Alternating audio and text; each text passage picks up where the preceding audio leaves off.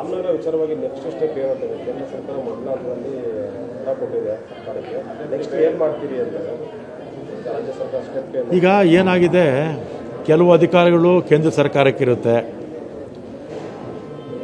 ಅವ್ರಿಗಿರ್ತಕ್ಕಂಥ ಅಧಿಕಾರನ ಅವರು ಚಲಾಯಿಸಿದ್ದಾರೆ ಕೇಂದ್ರ ಸರ್ಕಾರದವರು.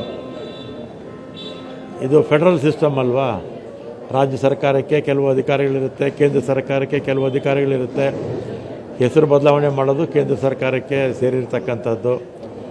ಏನು ಮಾಡೋಕ್ಕಾಗಲ್ಲ, ನಾವು ಒತ್ತಾಯ ಮಾಡ್ಬೋದಷ್ಟೇ. ಈಗ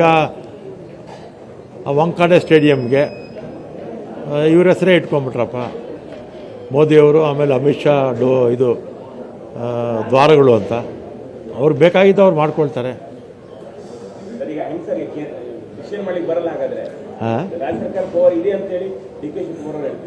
ರಾಜ್ಯ ಸರ್ಕಾರಕ್ಕೆ ಇದ್ದಿದ್ರೆ ಕೇಂದ್ರ ಸರ್ಕಾರಕ್ಕೆ ನಾವು ಕಳಿಸ್ತಾನೆ ಇರಲಿಲ್ಲ. ರಾಜ್ಯ ಸರ್ಕಾರಕ್ಕೆ ಇದ್ದಿದ್ರೆ ಕೇಂದ್ರ ಸರ್ಕಾರಕ್ಕೆ ಕಳಿಸೋಂಥ ಅವಶ್ಯಕತೆ ಇರಲಿಲ್ಲ. ಕೇಂದ್ರ ಸರ್ಕಾರಕ್ಕೆ ಕಳಿಸ್ಬೇಕಾಗುತ್ತೆ. ಶನಿವಾರ ವಿವಿಧ ಕನ್ನಡಪರ ಸಂಘಟನೆಗಳು 20 ಬೇಡಿಕೆಗಳನ್ನ ಇಟ್ಕೊಂಡು ಕರ್ನಾಟಕ ಬಂದು ಕರೆದುಕೊಂಡಿದ್ದಾರೆ.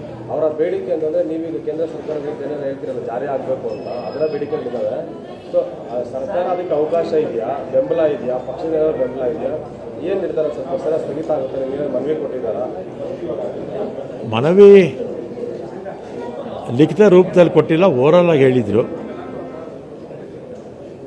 ಇನ್ನೂ ಸಮಯ ಇದೆಯಲ್ಲ. ಏನು ಅವ್ರ ಬೇಡಿಕೆಗಳು ನಮ್ಮ ರಾಜ್ಯದ ಪರವಾಗೇ ಇರುತ್ತೆ.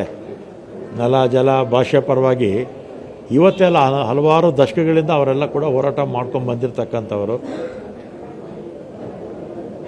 ಅವರೇನು ಹೋರಾಟ ಮಾಡ್ತಾಯಿದ್ದಾರೆ, ಅದು ನಮ್ಮ ರಾಜ್ಯಕ್ಕೆ ಅನ್ಯಾಯ ಆಗಿರ್ತಕ್ಕಂಥದ್ದನ್ನು ಸರಿಮಾಡಿ ಅಂತ ಹೇಳೋದ್ರಲ್ಲಿ ನಾವು ಅವ್ರಿಗೆ ಈ ಸಂದರ್ಭದಲ್ಲಿ ಭಾಳ ವರ್ಷದಿಂದ ಹೋರಾಟ ಮಾಡ್ತಾ ಇರೋದಕ್ಕೆ ಅಭಿನಂದನೆ ಸಲ್ಲಿಸಬೇಕು. ಮತ್ತು ಅವರ ಕಾಳಜಿ ಬಗ್ಗೆನೂ ಮೆಚ್ಚುಗೆ ಇದೆ. ಈಗ ರಾಮನಗರ ವಿಚಾರವಾಗಿ ನೆಕ್ಸ್ಟ್ ಸ್ಟೆಪ್ ಏನಾಗ್ತದೆ? ಕೇಂದ್ರ ಸರ್ಕಾರ ಮೊದಲ ಹಂತದಲ್ಲಿ ಹಣ ಕೊಟ್ಟಿದೆ ಸರ್ಕಾರಕ್ಕೆ, ನೆಕ್ಸ್ಟ್ ಏನು ಮಾಡ್ತೀರಿ ಅಂತ ರಾಜ್ಯ ಸರ್ಕಾರ ಸ್ಟೆಪ್ ಏನು? ಈಗ ಏನಾಗಿದೆ, ಕೆಲವು ಅಧಿಕಾರಿಗಳು ಕೇಂದ್ರ ಸರ್ಕಾರಕ್ಕಿರುತ್ತೆ,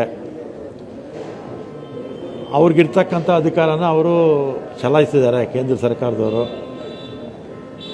ಇದು ಫೆಡರಲ್ ಸಿಸ್ಟಮ್ ಅಲ್ವಾ, ರಾಜ್ಯ ಸರ್ಕಾರಕ್ಕೆ ಕೆಲವು ಅಧಿಕಾರಿಗಳಿರುತ್ತೆ, ಕೇಂದ್ರ ಸರ್ಕಾರಕ್ಕೆ ಕೆಲವು ಅಧಿಕಾರಿಗಳಿರುತ್ತೆ. ಹೆಸರು ಬದಲಾವಣೆ ಮಾಡೋದು ಕೇಂದ್ರ ಸರ್ಕಾರಕ್ಕೆ ಸೇರಿರ್ತಕ್ಕಂಥದ್ದು.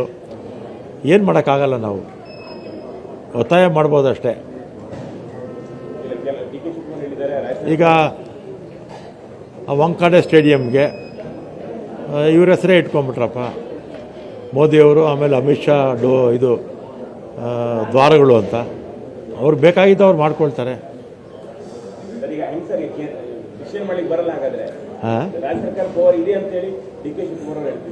ರಾಜ್ಯ ಸರ್ಕಾರಕ್ಕೆ ಇದ್ದಿದ್ರೆ ಕೇಂದ್ರ ಸರ್ಕಾರಕ್ಕೆ ನಾವು ಕಳಿಸ್ತಾನೆ ಇರಲಿಲ್ಲ. ರಾಜ್ಯ ಸರ್ಕಾರಕ್ಕೆ ಇದ್ದಿದ್ರೆ ಕೇಂದ್ರ ಸರ್ಕಾರಕ್ಕೆ ಕಳಿಸೋಂಥ ಅವಶ್ಯಕತೆ ಇರಲಿಲ್ಲ. ಕೇಂದ್ರ ಸರ್ಕಾರಕ್ಕೆ ಕಳಿಸ್ಬೇಕಾಗುತ್ತೆ. ಶನಿವಾರ ವಿವಿಧ ಕನ್ನಡಪರ ಸಂಘಟನೆಗಳು 20 ಬೇಡಿಕೆಗಳನ್ನ ಇಟ್ಕೊಂಡು ಕರ್ನಾಟಕ ಬಂದು ಕರೆದುಕೊಂಡಿದ್ದಾರೆ. ಅವರ ಬೇಡಿಕೆ ಅಂತಂದರೆ, ನೀವೀಗ ಕೇಂದ್ರ ಸರ್ಕಾರಕ್ಕೆ ಏನೇನು ಹೇಳ್ತೀರಲ್ಲ ಜಾರಿ ಆಗಬೇಕು ಅಂತ, ಅದರ ಬೇಡಿಕೆಗಳಿದ್ದಾವೆ. ಸೊ ಸರ್ಕಾರ ಅದಕ್ಕೆ ಅವಕಾಶ ಇದೆಯಾ, ಬೆಂಬಲ ಇದೆಯಾ, ಪಕ್ಷದ ಬೆಂಬಲ ಇದೆಯಾ, ಏನು ನಿರ್ಧಾರ? ಸ್ವಲ್ಪ ಸಲ ಸ್ಥಗಿತ ಆಗುತ್ತೆ, ನೀವೇ ಮನವಿ ಕೊಟ್ಟಿದ್ದಾರಾ? ಮನವಿ ಲಿಖಿತ ರೂಪದಲ್ಲಿ ಕೊಟ್ಟಿಲ್ಲ, ಓರಲ್ ಆಗಿ ಹೇಳಿದರು. ಇನ್ನೂ ಸಮಯ ಇದೆಯಲ್ಲ. ಏನು ಅವ್ರ ಬೇಡಿಕೆಗಳು ನಮ್ಮ ರಾಜ್ಯದ ಪರವಾಗೇ ಇರುತ್ತೆ. ನೆಲ, ಜಲ, ಭಾಷೆ ಪರವಾಗಿ ಇವತ್ತೆಲ್ಲ ಹಲವಾರು ದಶಕಗಳಿಂದ ಅವರೆಲ್ಲ ಕೂಡ ಹೋರಾಟ ಮಾಡ್ಕೊಂಡು ಬಂದಿರತಕ್ಕಂಥವರು. ಅವರೇನು ಹೋರಾಟ ಮಾಡ್ತಾಯಿದ್ದಾರೆ, ಅದು ನಮ್ಮ ರಾಜ್ಯಕ್ಕೆ ಅನ್ಯಾಯ ಆಗಿರ್ತಕ್ಕಂಥದ್ದನ್ನು ಸರಿಮಾಡಿ ಅಂತ ಹೇಳೋದ್ರಲ್ಲಿ ನಾವು ಅವ್ರಿಗೆ ಈ ಸಂದರ್ಭದಲ್ಲಿ ಭಾಳ ವರ್ಷದಿಂದ ಹೋರಾಟ ಮಾಡ್ತಾ ಇರೋದಕ್ಕೆ ಅಭಿನಂದನೆ ಸಲ್ಲಿಸಬೇಕು. ಮತ್ತು ಅವರ ಕಾಳಜಿ ಬಗ್ಗೆನೂ ಮೆಚ್ಚುಗೆ ಇದೆ.